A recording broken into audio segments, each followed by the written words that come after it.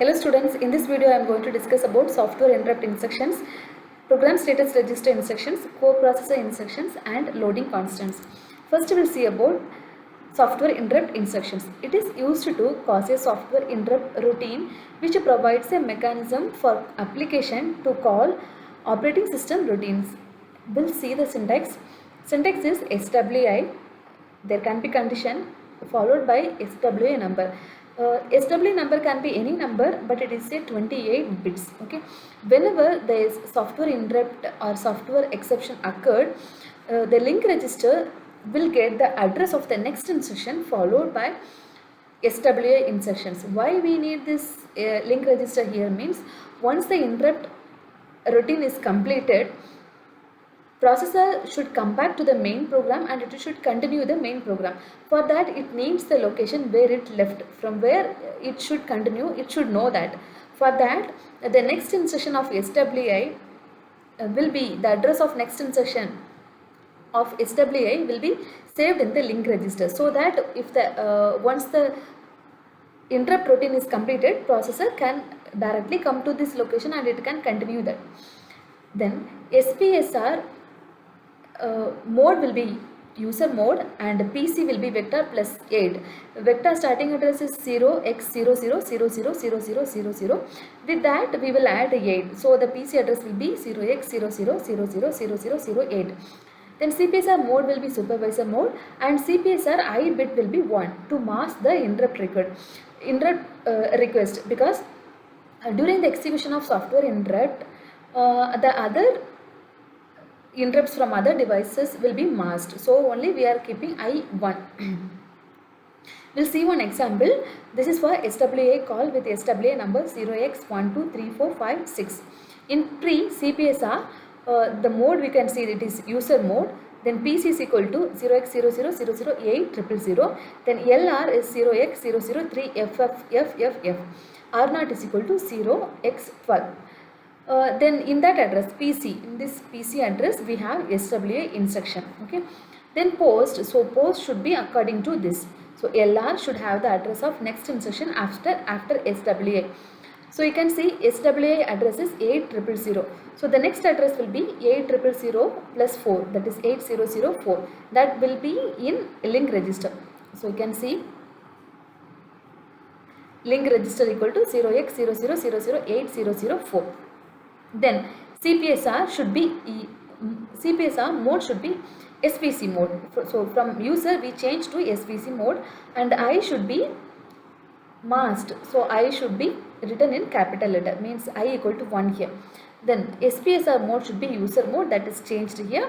Then PC is equal to 0x00000008. Okay, so we know that PC is equal to vector plus 08, which is nothing but 000000008. Then R0 will remain same, means 0x12. Then we'll see about program status register instruction. See, there are two instructions to directly control the program status registers. That the instructions are MRS, MSR. MRS means move SPSR or CPSR content to register. MSR means move register content to any of the field of SPSR or CPSR. Okay, we can see the syntax. The first instruction MRS means from SPSR or CPSR to register. So source will be, source operand is SPSR or CPSR, destination operand is register. Then in MSR there are two variants. You can see. So we know that it is moving the data from register to any field of the, any one of the field of SPSR or CPSR. So source operand will be register, destination operand will be either SPSR or CPSR. Okay, that only you can see here. Destination field is SPSR or CPSR, underscore field we have to specify, comma register. So register or immediate data. So there are two addressing modes depending on the type of operand. If the operand is register, this is a indirect addressing mode. If the data is directly present in the instruction, that is called direct addressing mode.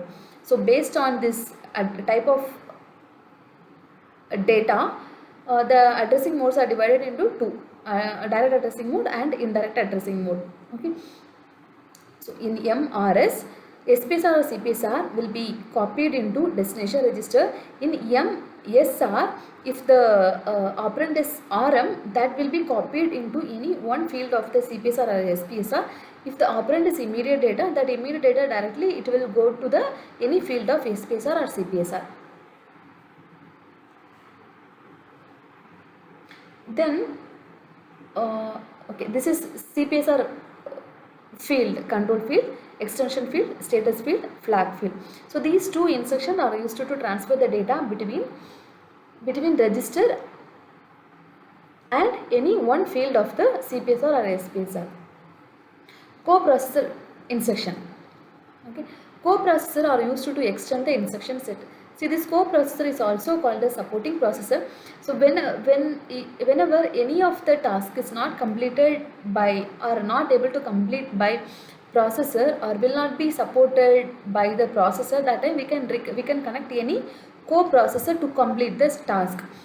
All the coprocessor will be having their own set of instructions. So whenever we are using coprocessor, we have to execute that coprocessor instructions only. These coprocessor instructions include data processing instruction, register transfer instructions and memory transfer instructions. There are three syntaxes. One is for data processing, coprocessor data processing. So here the data will be moved between the coprocessor registers. In the second one, data is moved between the coprocessor register and main processor register. And in the third instruction is load and store. Data is moved between coprocessor register and main processor memory. Means it is the data is transferred between memory and coprocessor register. You can see the operands CDP. All the registers are coprocessor registers only. In the second one there are two instructions, MRC. If you take MRC, the coprocessor register content will be moved to main processor register. If you take MCR, the main processor register content will be moved to coprocessor register. In third one also we have two instructions, load and store. Load and store are used to transfer, load or store the block of memory to or from the coprocessor. Then the last one is loading constant. See, there is no instruction to move the data, to move a 32-bit constant value into the register. But whenever we are writing the code, it is necessary to load the constant value to the register. So that time what we have to do? We have two pseudo instructions. They are LDR RD, equal to constant, ADR RD, label. So first instruction is used to load the constant value directly to the destination register. Second instruction ADR, it is used to load the direct address into the destination register. So in LDR load register means register will be loaded with the 32-bit constant value. ADR, we are moving the address, we are moving the memory address to the register. So destination register will be loaded with the 32-bit memory address.